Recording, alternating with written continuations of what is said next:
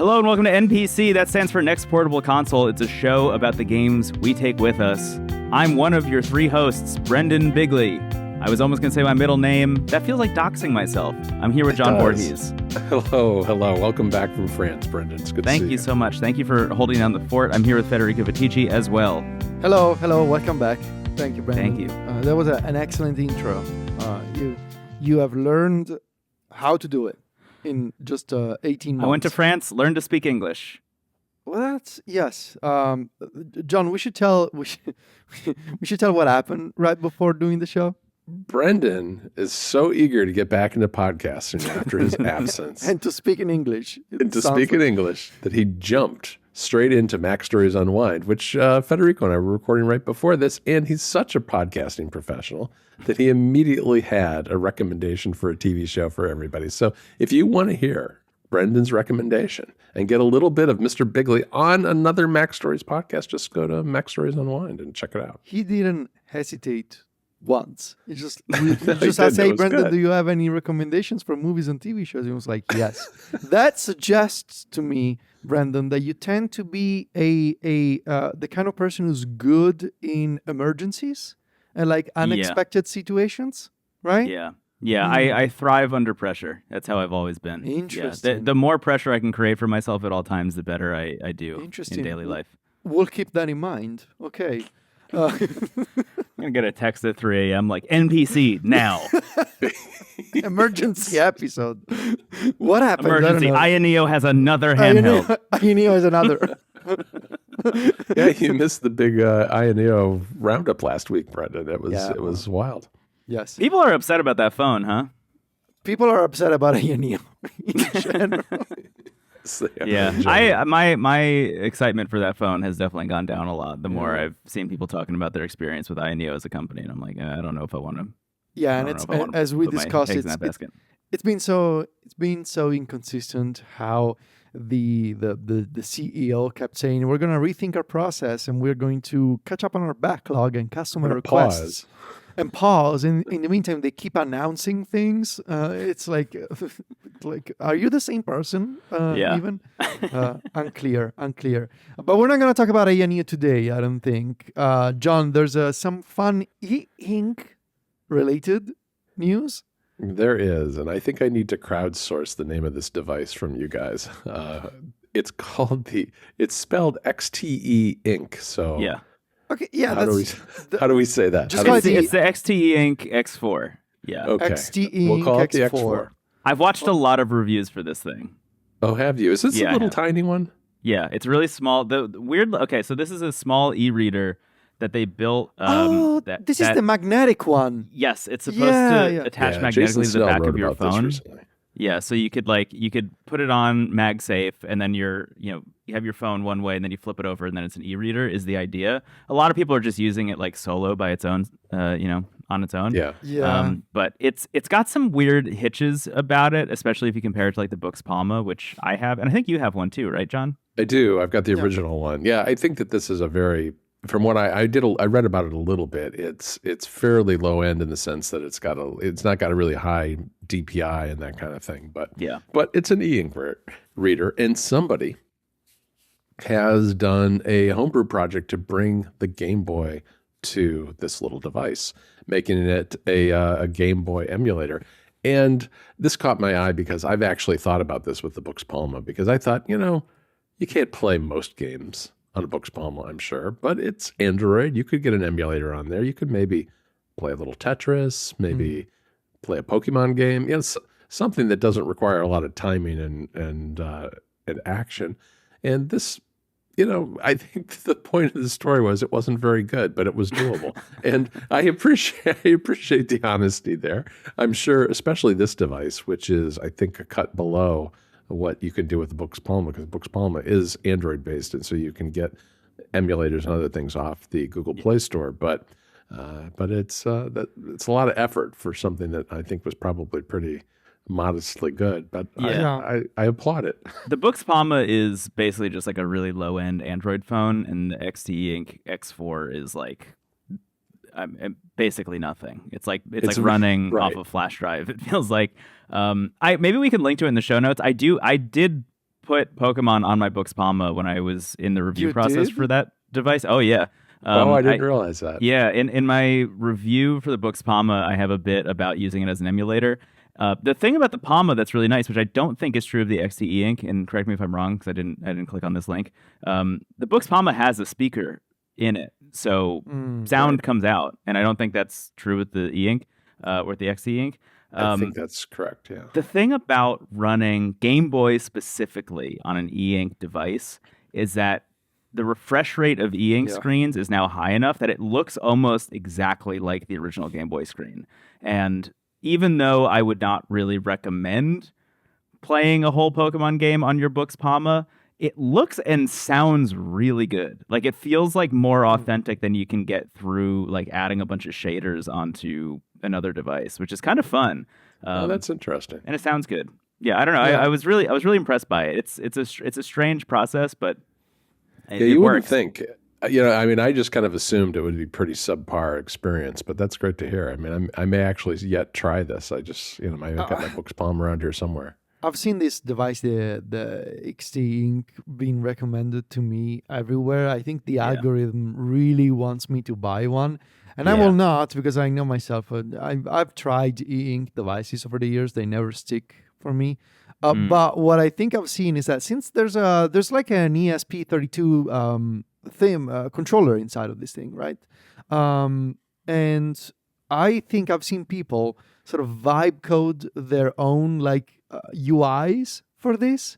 I'm pretty sure I saw somebody that used Claude or something like that to display notifications on the E-Ink device attached to their phone, because the firmware is basically like very easily rewritable like that, and so you can make like little apps or emulators in this case, or extensions, or maybe have a calendar or something like that. That's an interesting that's an interesting way to go with it. So how much is it? It's pretty cheap. It's like $50 or something. Oh, $50. Okay. Yeah, that's not too bad. It's like really in the strike zone of like not even irresponsible purchase if you want to mess around with one, Yeah. Right. If I didn't already have the Palma and love it and use it like almost every day, I would probably have picked one of these up by now. Can we talk about the next item, because this is incredible? John put it in the show notes. I also saw this online over the past couple of days. Somebody was able to successfully use a Nintendo Wii. So a 20-year-old console, where in 2026, Nintendo Wii 2006, obviously, to order a Domino's pizza today online using one of the channels of the Nintendo Wii. So this was done by restoring, basically using a custom version of the food channel for the Nintendo Wii that connects to the current Domino's web API for placing orders in the US and Canada. And it's obviously currently limited in a whole bunch of ways. I mean, obviously, first of all, you have to use a Nintendo Wii with a modified homebrew channel and use the Nintendo Wii interactions. So you got to place an order with the Wii remote and everything. And I'm amazed that Domino's web API can handle an order from something so primitive as the browser that was built into a Wii. And you cannot pay online, most likely because of HTTPS and SSL authentication problems. So you have to pay cash after you order a Domino's pizza on a Nintendo Wii, but it works. And no discount codes. Yeah. Which is like the whole thing about ordering Domino's. Yeah. I wouldn't know. I just know who in their right mind would ever pay full price for a Domino's pizza? You know that somewhere secretly Federico is hoping to try a pineapple and pepperoni pizza from Domino's someday. Secretly is doing a lot of work here for you. Yes. Yeah, you're really selling it, Federico. I don't think you would be. I can confidently say I don't think you'd be a fan of Domino's pizza, Federico. I can imagine. But you might enjoy the price. Is it like Pizza Hut? Is it like Pizza Hut as a style? It's Pizza Hut adjacent. Okay, yeah. The thing I always say about these brands like Pizza Hut, Domino's, Papa John's, etc., is like they're not pizza. They're a different food that just happens to look to be shaped like pizza, and it's branded as pizza. But once you've had it, it feels like you have a different craving entirely. It's like, I don't want pizza, I want Domino's. I don't want pizza, I want Papa John's. Like, those are different genres of food in my head. And I live in New York. I live around the corner from two of the best pizza places I've ever been to in my whole life. And every once in a while, I'm still like, I'll go to Domino's. You got that crazy. Yeah, I love this story because it just kind of brought me back to all the weird and wonderful web type stuff they were doing on the Wii. Yes, and on a more serious note, I will say, I think last year, about a year ago, I was playing around with my homebrewed Nintendo Wii again when I was digitizing my old collection of GameCube games and Nintendo Wii games, and so I had to bring it up to speed again because it was my original Nintendo Wii from when I was in high school. But I needed to install Homebrew again and update a bunch of channels, things like that. And as part of the process, like I did a lot of research, and there's still an active Homebrew community of Nintendo Wii users. And the gist of it is that the Nintendo Wii is the most easily hackable Nintendo console that you can then connect to a TV. That's the big thing, because you can hack a DS or a 3DS, but you're still sort of constrained by the small screens. And Nintendo Wii, and there's all kinds of projects, HDMI upscalers, if you want to use it with a 4K TV. I remember I did this and I posted on Blue Sky or Mastodon, I don't remember where. I used ChatGPT on a Nintendo Wii. Last year when you did that. Yeah. I was using Chat. There's like actual modern software. I'm pretty sure there's a Gmail client for the Nintendo Wii. And I obviously, with many of these projects, the question is, why would you do it? And the answer is always, why not? Because if you have a 20-year-old console that you can still modify and install custom things on, that's so cool, honestly. And obviously, there's the game preservation aspect. You can, thanks to the homebrew community, you get to digitize your physical game collection as well as rediscover some games, some digital like eShop only games that were pulled and don't exist anymore. But now through emulation and homebrew software, you can still play those. So shout out to the Nintendo Wii, man. Always. Nintendo Wii. Oh, yeah. The built-in browser is a big part of why that thing is so flexible and can be so easily homebrew. That's the hack in the first place comes from the browser. So, HTTP payloads. Let's go. Anyway, what's next? What do we want to talk about? Oh, yes, more Nintendo. I see. Are you guys excited that Virtual Boy Classics are launching on February 17th? I love it because it's so weird. And they're bringing back all these games that are either never released in the West or were never released at all because the thing didn't go anywhere. I have never, ever played a Virtual Boy game. Neither have I. Me either. Yeah, I'm really excited to just see what that library feels like at all. It's going to be really interesting. I'm not buying the accessory. Is it up for sale? No, it's in February. It's coming up. Okay. February 17th is I am going to get the accessory. I think I am too. There's that, and then you can use a cardboard thing. No, I think there's a couple of features that maybe don't work with cardboard, I think I read. But for the most part, it's just the same experience. The cardboard is 20 euros here. That's a lot for cardboard. For a piece of cardboard. There's going to be some enhancements to these games. The first I saw is that you will be able to choose multiple color palettes. So instead of having to use the default red color palette, you can choose between white, green, and yellow as well. Yep. And obviously, like the other classics efforts, there's going to be suspend saves, remappable controls, and a rewind feature. Right.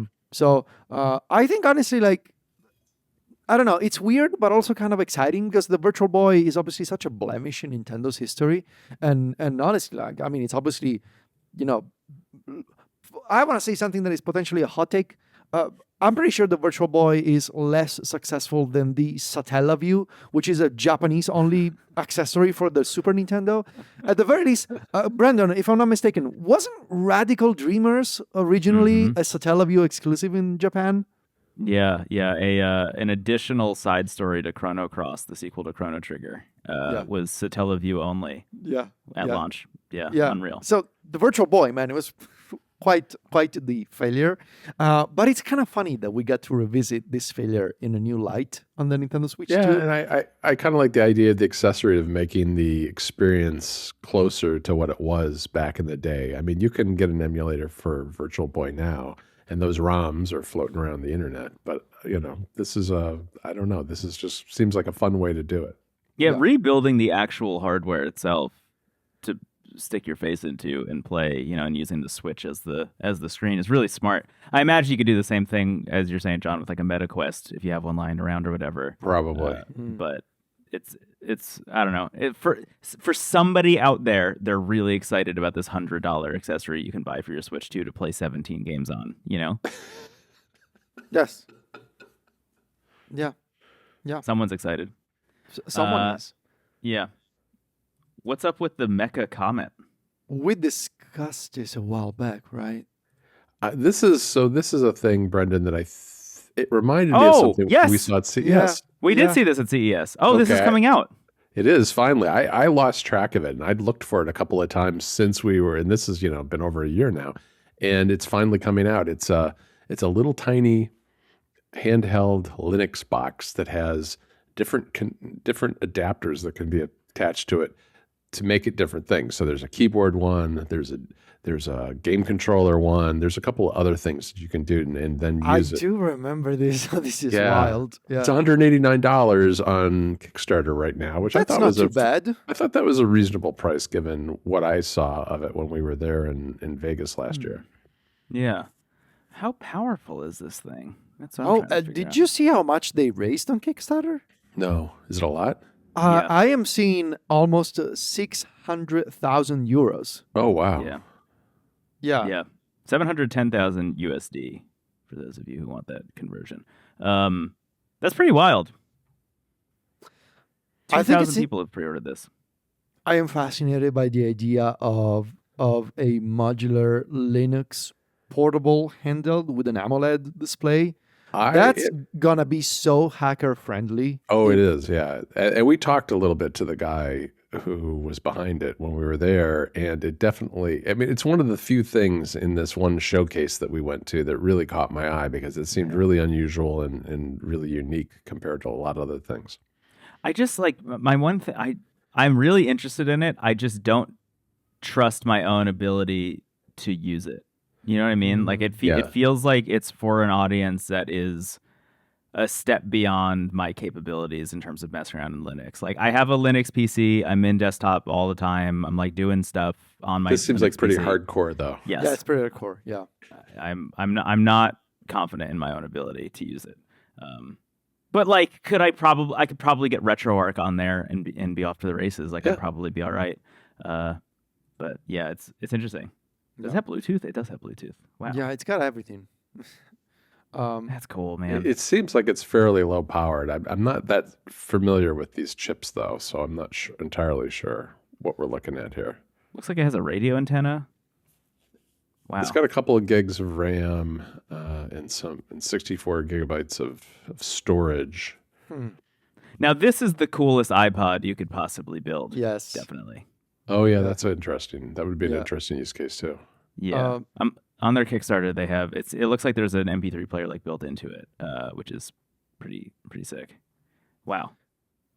Somebody needs to tell me if the next headline in our document is like a collective hallucination or if I'm actually reading this right.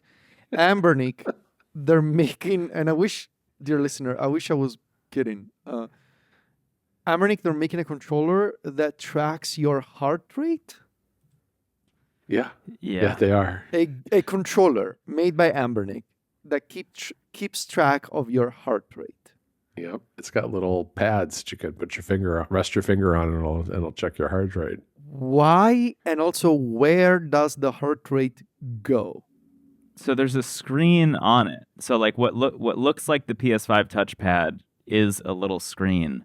It's a 2.5 inch display that will show you things like your heart rate, but also I think is how you navigate like different control mappings and stuff. I gotta be honest, like I think this thing looks really ugly. I don't like the why the heart rate. I don't understand really why the heart rate. I don't know I don't know. Make sure you're not getting yourself a little too into like what game, when you're playing Elden Ring or Dark Souls or something. Like you want be like, oh, time to put the game down. I'm getting put it down. I'm gonna have a heart attack if I keep going. The game is too exciting, or the game is not exciting enough. Like the heart rate's too low. Yeah. And I had forgotten that Anbernic has made controllers in the past. We haven't really talked about them a lot. Yeah. No, I've never used one.